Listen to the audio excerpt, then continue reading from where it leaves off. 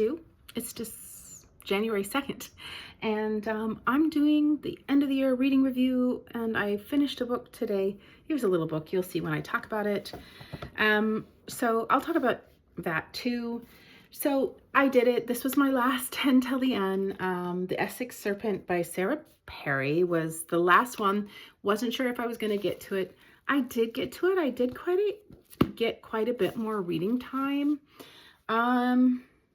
Some folks wanted to watch sports. Not my thing. So I started this before company arrived, but I was able to finish it with company here as a read. And Victorian is not really my jam, so it took me a while to get past the Victorianisms into what was all of the questions and commentary and perspectives that Sarah Perry does so well in this book. And even though sometimes I felt like I was struggling with it, and I had been reading a couple other books that I was struggling and kind of felt the need and still feel the need to struggle through. Well, I haven't finished the Satanic Verses, for example, which was one of my 10 till the ends. However, I'm so far into it that I would count it as, a late DNF, not necessarily a fully read, but I'm staying committed to just reading little bits of it. Sidebar. The Essex Serpent. Yeah, it was a women's prize, short or long list, and took me a while to get in, and sometimes when I stopped reading, took me a while to get back into, but ultimately I found it to be a really clever and thoughtful read, and as always, I appreciated the author's note at the end. I then read Celeste Ng's Our Missing Hearts. I have gone through now a series of dystopian. I thought that this one was hopeful, and it is nice to have some hope in dystopian. I struggle with, for instance, what's going on in Gaza, and all over the world, but I'm bringing that as an example of like real dystopia is happening and has happened. And so I know that it's interesting to have characters who think that it could never happen to them in novels, and or look at the issues that could drive us into dystopia. And The Parable of the Sower I had read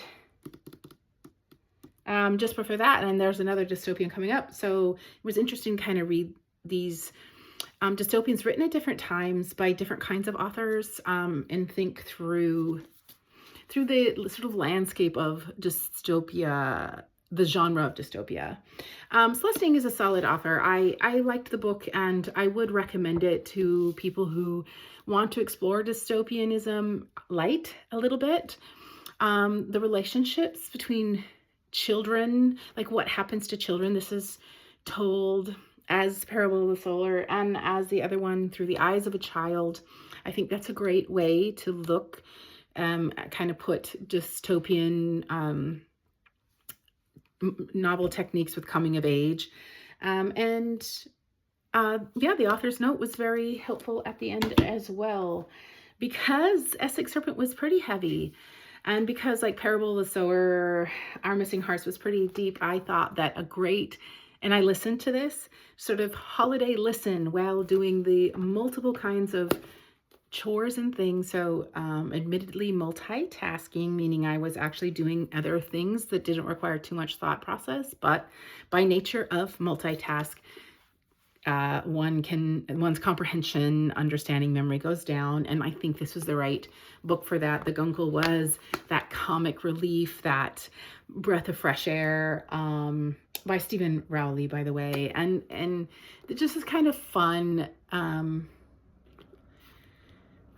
outlook on taking care, actually really being careful and taking care of young people amidst a lot of tragedy, creating stability, pushing back on societal norms that actually cause harm, but embracing ones that that cultivate family and belonging, and just some humor that I thought worked. And I often don't find straight humor working a lot in literature for me. The next book that I read, and again, there was a day where there was some sports going on, and because the people who visited me actually wanted to talk to me a lot of this book. It afforded me reading this book so that I could tell them more about the goings-ons of this prisoner of war camp located in a small village in Wales during World War II. And it also looks sort of like it's a historical fiction that looks at the story of Hess parachuting into Scotland, then being held in, I believe, Wales through the Nuremberg trials. World War II overrepresented in literature. However, I had not even known about the prisoner of war camps in Wales, and the look of this, what's happening through the eyes, although I would say Peter Ho-Davis could do a little bit more work on writing a female, that he ventured into it and told us a story through the eyes of a 17-year-old young woman. I thought I hadn't heard a story told that way in this place before, so I appreciated that I had access to the story. I'm definitely interested in his short stories. I think he's better known for them. Another listen that just kind of kept me through like some sleepless nights was The Supremes at Earl's All You Can Eat. This is not that copy. This is The Supremes Sing the Happy Heartache Blues. I'm debating, okay, I'm about to move into reading series, and this is part 2, and I don't think part 2 has a listen. Since I started listening, I feel like I would be more engaged in this series as an audio, and I am willing to let go this book because it's only in the physical version. No audio available through my library. So I think I'm willing to let this go, although I really did enjoy The Supremes at All You Can Eat. I think there was times when it was all of the things that you expect from entertainment. It was confronting and entertaining and heartwarming, and of course I found some issue with it, but I was really listening to it for the pleasure of it.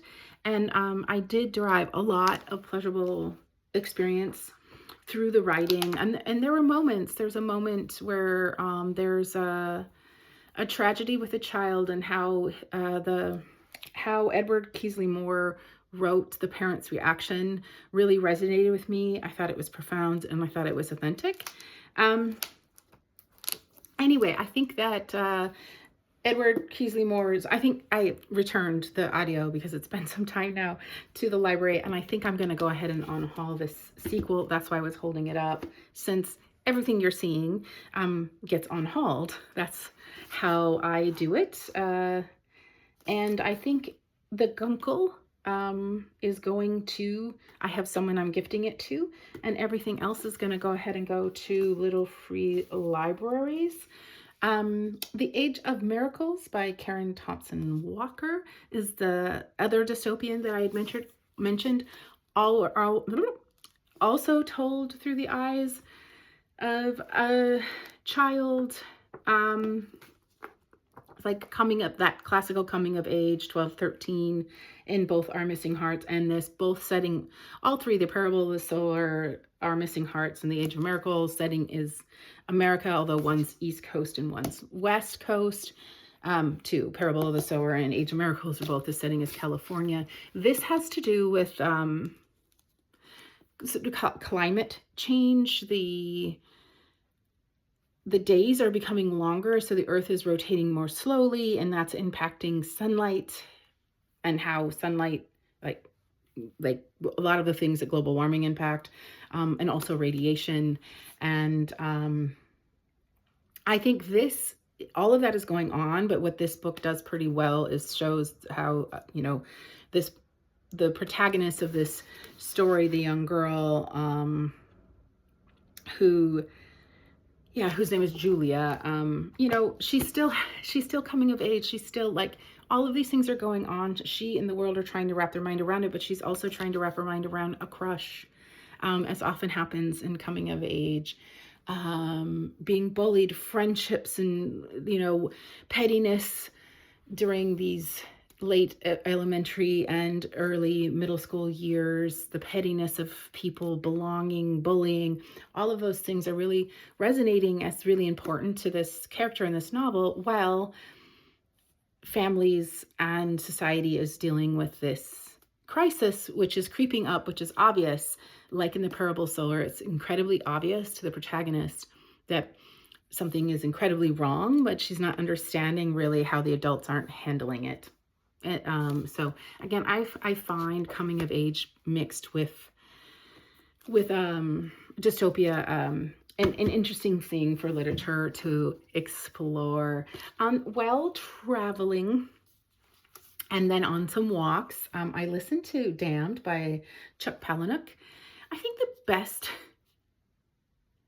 it was interesting this was an interesting experience, especially after so much dystopian. This is also a 13-year-old protagonist. Chuck Palahniuk does nothing if not completely confront, maybe antagonize pop culture, cultural norms. He's always at least a little bit transgressive, if not fully confronting. I think he's a provocateur. In some ways, it annoys me because I felt like he was provoking just to provoke. In other ways, I thought, well, that's what he does. And it works. What kind of helped me with this novel, because the protagonist was so young, and there was some really uncomfortable discussion of sexuality and genitalia, that I just thought, pairing it, and really adult issues, they're in hell. Like this is an underworld story, mixed also with just like some 13-year-old stuff. Chuck does not write a 13-year-old girl well. I don't think it matters. I don't think he cared, to be honest, because there are two things I want to say. First, it reminded me a lot of South Park. So if you're a South Park enthusiast, South Park also uses children, right, for all of its social commentary and all of its confrontation. And it confronts sort of, I can't say apolitically, but it confronts all sides of political, it confronts regardless of a political affiliation. It in fact makes fun of sort of politicized ideas, especially in an underworld. This one definitely confronts fame. This one confronts moral ambiguity. This one, Chuck, I think, did his homework, at least as a reader. I'm not incredibly versed in all of the mythologies of the underworld, but he integrates them quite well. And there's a lot of like party, farty, poopy pants stuff like South Park in here, which I found a little like eye roll. But again, I can kind of see why he's doing it. So the second thing that I want to say also about a 13-year-old girl protagonist, we do realize that girls who have been romanticized through the fairy tale tellings in history have been about the age of 13. Pocahontas comes front of mind. And we understand now in modern society that 13 is a child, but we have and continue to embrace fairy tales, which romanticize the lack of body autonomy and try to glorify it as some like you're a princess kind of thing of girls as young as 13. It's real. And I wonder if Chuck, who probably didn't do anything without intentionality in this book, wasn't also choosing that age for that reason. Did I love it? No. Would I listen to it again? Probably not. Are there people I think who would really enjoy it? For sure. It's a little dated. It's still relevant, but it's kind of dated in the way it confronts as well. 2011, because of the really strong sort of like pop culture element to it. I have been, I was traveling to Portland, so I knew it was time that I had to read Portland's contemporary transgressive author. Okay, and then speaking of confronting, I listened to One Day, and speaking of Portland, One Day Everyone Will Always have been Against This by Omar Al-Aki. Yeah, Akkadi? Is it Akkadi? And Oh, he also currently, and it is discussed in this book, living in Portland, Oregon. It's Akkad, Omar al-Akkad. Also living in Portland, talks about Portland quite a bit, although as was a journalist in Toronto and immigrated to Toronto from Egypt. That book is about Palestine and what's going on in Gaza. And it really put all of the dystopian ideas, the underworld and moral confrontation ideas, how and what we say, how we value children, and why using a child in some of the circumstances is so uncomfortable for me. Yet the world is tolerating what's happening to children in Palestine is very much talked about, very explicitly. In One Day, Everyone Will Have Always Been Against This. And it really helped me. I mean, even the World War II stuff, like the resonation of all of this reading into this very contemporary, very real nonfiction novel was incredibly powerful. I have several people to whom I want to gift that book, although I just checked it out from the library, meaning I haven't purchased it, and know that it's going to need another listen through, as Palestine and as an issue, as an issue that humanity has to reckon with is not new. Gaza is really taking it to the extreme of what the world is willing to just sit around and watch. However, it's not new, and I don't think it's going to go away. And I think, as discussed by Omar al-Akkad, that we're going to have to continue to confront it. So I will revisit that book. I also was able to get in Brooklyn by Colm Tóibín. That's my first Colm Tóibín, and I actually expected to read that a little bit later. I didn't expect to get to it, but I did. The prose is simple and beautiful. It is fantastically the life of a woman explored in ways that literature doesn't. Movies, like I also watched several movies, and I'm almost intolerant of how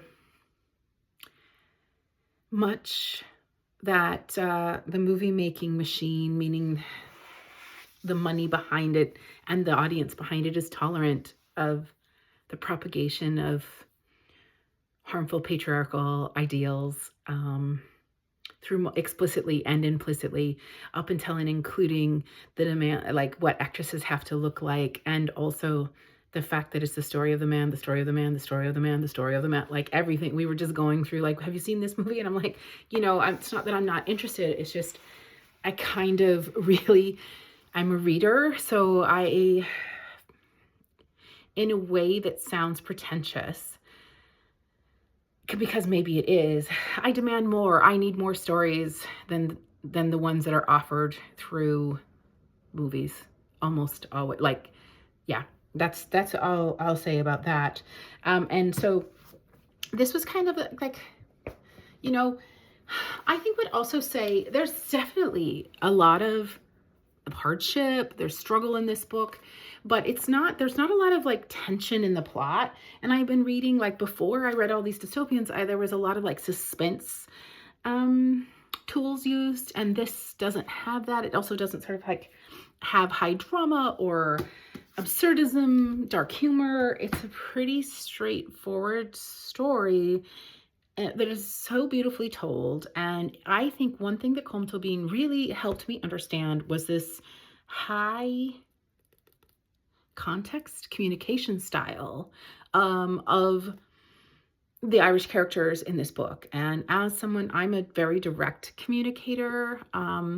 Although I understand, I speak more than one language, and I understand some nuances and subtleties of indirect and direct communication as demanded by different languages and different cultures speaking them. I thought that Colm Tóibín's expression of how high context communication works was so well done, was so well done in this book. And I don't think, writing about it is an easy thing to do. And I think that really showed Colm Tóibín's craft.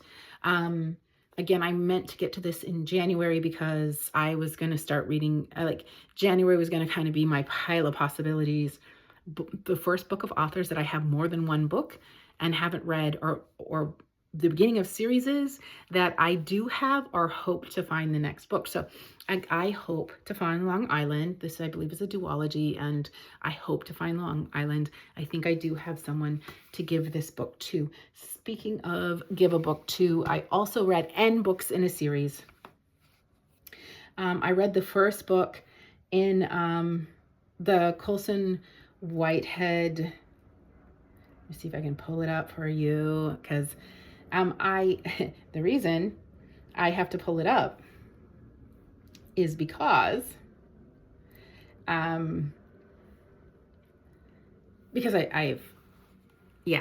this is Colson Whitehead's Harlem Shuffle.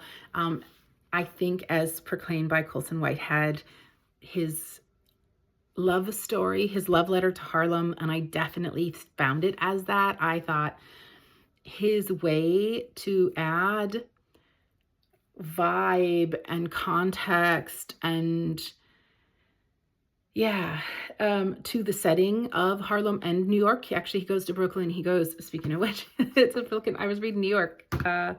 It was just so well done. There were some sentences I could have read, or little paragraphs that I could have read multiple times. I really appreciate his stylized writing, and I can see, although I haven't read, why he'll be a Pulitzer Prize winner 2 times. This is my first Colson Whitehead, and I have a friend who's not that big of a reader, who's kind of into the crime genre, and I thought, if you are into crime genre and maybe could handle a little bit of literary fiction, because S.A. Cosby might be a better match if you just want crime fiction, like if you're kind of really into that, because I recently read Razorblade Tears, didn't own it to give away, but maybe also this, because this is crime fiction. I'm not a crime fiction person, at all. However, I have a lot of range, and I really, I love setting, and for setting alone, I'm so glad that I read Harlem Shuffle, and I am looking forward to probably next month reading Crook Manifesto, because I happen to have them both. I don't have the third in the trilogy because I don't think it's out yet. I think that's a 2026. All right, the final book, because this is getting long, because those are a lot of books that I just finished today, and I have to talk about it. I decided to make a video because I decided to include it because it's just that impactful. And it also is a dystopian.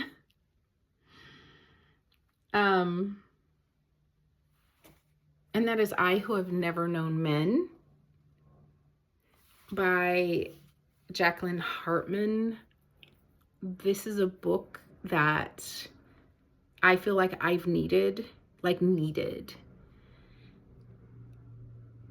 But for such a long time, it made up for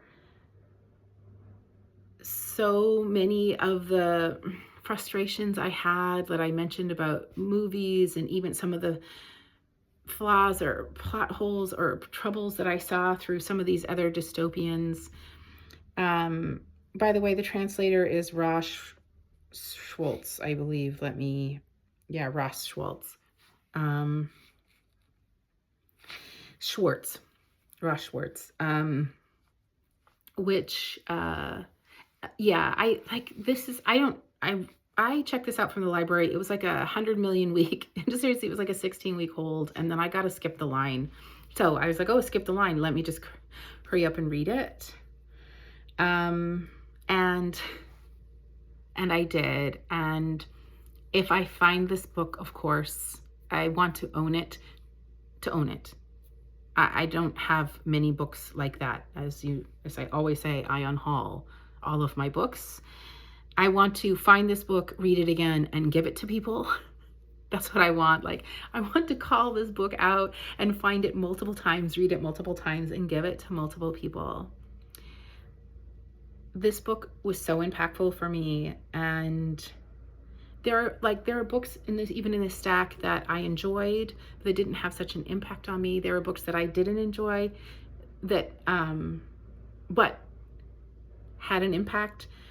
Like, we all know as readers that not, the most impactful things you don't necessarily enjoy that much, but when you're still thinking about it. And this is one of those, when you say the book Hangover, I don't know if that's what it's called. I don't know if it's the right thing, because what I mean by what I'm saying is when you read a book and you just can't, like, it was a short book. I read it in a sitting like most people do, because it's propulsive, it's intriguing, and it's not incredibly, it's really dense in what it makes you think about and the themes that it addresses, but it's not hard to read at all.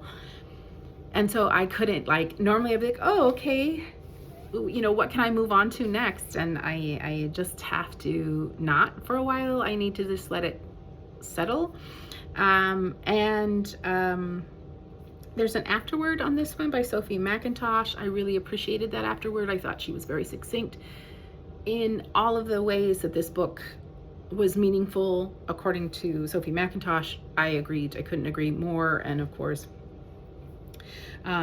she's a better articulator, ergo gets to write an afterword than I am. But I mean, I couldn't say enough about this book. And I also couldn't say enough that, like, if you read this book, have somebody to talk to it about. Like, there are so many ways in which you're like, I just need to talk about this. Much more than, say, the parable. I know the Parable of the Sower is an amazing work, and it's a bit dated, meaning it's an older book. And the reason that I read it is because somebody wanted to buddy read it with me, because they said that it was a reread and they really wanted to have somebody to talk to it about. And now, after I've read like 3 dystopians, I might say I really want to talk about the Parable of the Sower, but I'm completely distracted, because what I really want to talk about is I Who Have Never Known Men. Okay, that's it. 27 minutes about talking about my 1, 2, 3, 4, 5, 6, 7, 8, 9, 10, 11 books that I read since the last time I made a book review video. Some have already been given away, some have returned to the library, and all the rest are going out to little free libraries, maybe after my trip to San Diego. So I hope to make a TBR video, but I don't know. I'm also really just kind of okay doing a little bit of mood reading, because I got another travel coming up and I have some ideas, but I'm still thinking about what I want, how I want to curate, cultivate, corral my reading for this coming year. So maybe next TBR, we'll see.